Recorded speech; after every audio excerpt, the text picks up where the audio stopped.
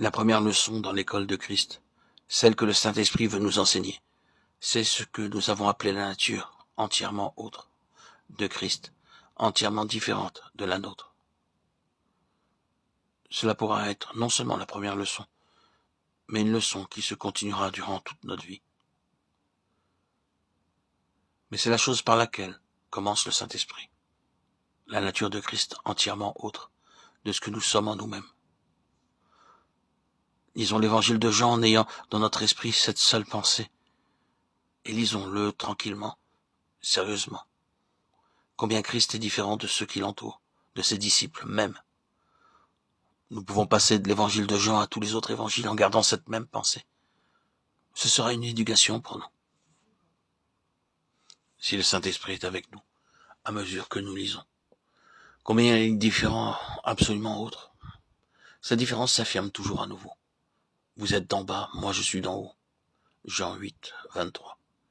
Il y a une différence, et cette différence crée un choc tout au long du chemin. Un choc dans les jugements, un choc de mentalité, un choc de pensée, un choc d'idées, au choc de valeurs, un choc en tout, entre lui et les autres. Ses disciples eux-mêmes qui sont avec lui dans l'école, sa nature est différente. Il a une nature céleste, une nature divine. Nul autre que lui ne la possède. Il a une pensée céleste, une mentalité céleste. Eux, ils ont une mentalité terrestre et les deux ne peuvent se joindre et ne se rejoignent pas en aucun point. Quand le dernier mot a été dit, il y a une grande brèche entre les deux. Il est si entièrement autre. Maintenant, direz-vous, puisqu'on en est ainsi, nous sommes en un très grand désavantage. Il est une chose et nous en sommes une autre. Or, nous arrivons précisément à la nature et à la signification de cette école de Christ. Comment ce problème pourra-t-il être résolu? Il se résout tout simplement et de cette façon. Le Seigneur parle sans cesse d'un moment où il sera en eux et où eux seront en lui. Et lorsque ce moment sera venu, ils seront dans la réalité la plus intime et la plus profonde de leur être, entièrement autre de ce qu'ils sont dans toutes les autres parties de leur être. C'est dire qu'il y aura en eux ce qui est Christ, ce qu'est Christ, en tout ce qu'il est, lui, absolument autre, dans leur personne même, dans leur âme, dans leur corps. Ils seront entièrement différents de ce qu'il est, lui, au centre même de leur esprit.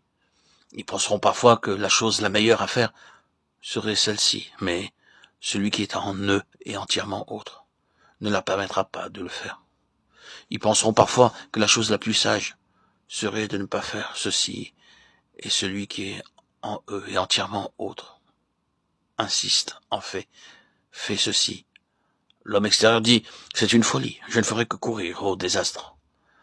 L'homme intérieur reprend, il faut le faire. Ces deux ne peuvent arriver à une entente. Il est intérieur et il est entièrement autre. Et notre éducation consiste à nous apprendre à le suivre, lui, à marcher dans sa voie. Si quelqu'un veut venir après moi, qu'il renonce à lui-même et qu'il me suive. Renoncer à nous-mêmes, à nos arguments, à nos jugements, à notre bon sens parfois, qu'il me suive. Et Christ sera toujours justifié. Certains hommes ont fait des choses les plus folles aux yeux du monde, et ils ont été justifiés. Cela n'est pas dit pour nous suggérer la pensée d'aller commencer à faire des choses folles. Je parle de l'autorité de Christ en nous, de la différence de Christ d'avec nous-mêmes. Et c'est la première leçon que le Saint-Esprit nous enseigne. À tous ceux qui entrent dans l'école de Christ, qui a cette grande différence, cette grande séparation, que lui est une chose et que nous, avec toutes nos aspirations religieuses même, nous en sommes une autre. Et nous ne serons sûrs d'être dans la bonne voie qu'en lui soumettant toutes choses.